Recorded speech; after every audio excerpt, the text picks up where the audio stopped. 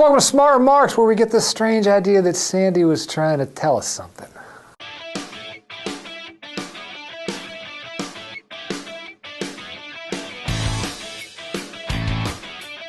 So here we are just a couple days after Hurricane Sandy, which dealt Lancaster County, Pennsylvania, a glancing blow. But of course, you saw the devastation in New York City at the Jersey Shore. If you're in a situation like that, we pray that you be safe. It's kind of poetic justice, unfortunately, because climate change hasn't really been discussed as part of this campaign. Mitt Romney sort of dismissed it during one of the debates. So, here comes Hurricane Sandy with a vengeance, bringing climate change back into the discussion, whether the candidates want it or not. Now, as we've said many, many times, one cannot connect a single weather event with climate change. There are plenty of scientists saying that if Sandy was, if climate change was a factor in Sandy, it's very, very indirectly a warming ocean, greater volumes of rainfall, that sort of thing. But I want to read to you something that New York Governor Andrew Cuomo said earlier this week. He said, quote, "There's been a series of extreme weather incidents. That is not a political statement. That is a factual statement. Anyone who says there is not a dramatic change in weather patterns is denying reality."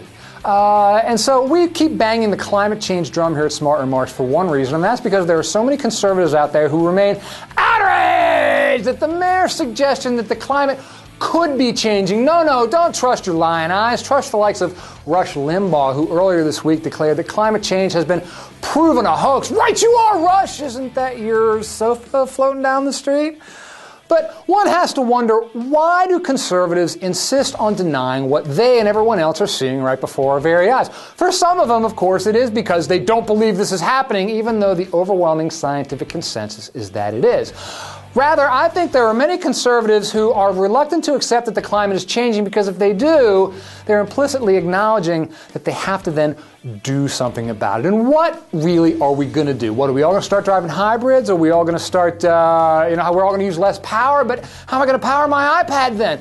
Conservatives are rightly suspicious of our ability to affect a wholesale change in our behavior, but so are some liberals. And I got to say that, I consider myself an environmentalist or environmentally minded, but there's a lot of libs or greenies or environmentalists, whatever you want to call it, who seem to think that we can replace the existing fossil fuel structure with a couple wind farms and some solar generators and all is going to be well.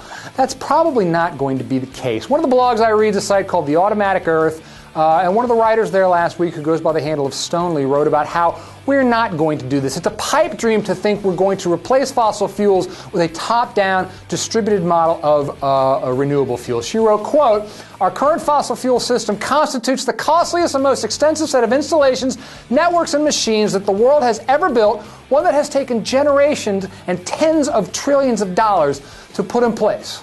So what are we going to do? We're just going to replace those with some wind farms?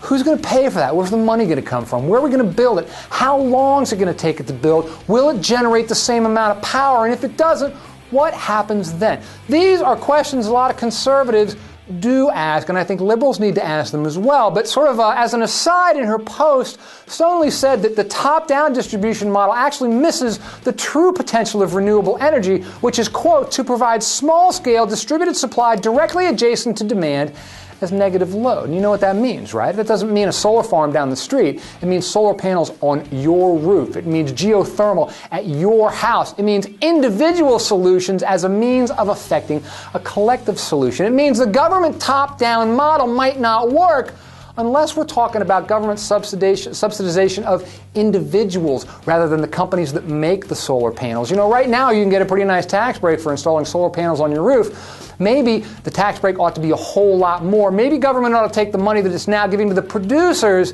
and direct all of it to the consumers as a means of creating a market, creating demand for the product, and then the producers would then find it profitable to produce. That might be a way of addressing the problem, rather than thinking we're going to wholesale replace what we have now with similar large-scale renewable developments. Because the reality is, with this, as with so much else right now, the answer might not be the top-down model. The answer might be the bottom-up model. I believe, not only do I believe in climate change, but as I have kids, I believe we have a moral obligation to do something about it. It seems to me that doing something at the individual level is a whole lot more practical than trying anything else.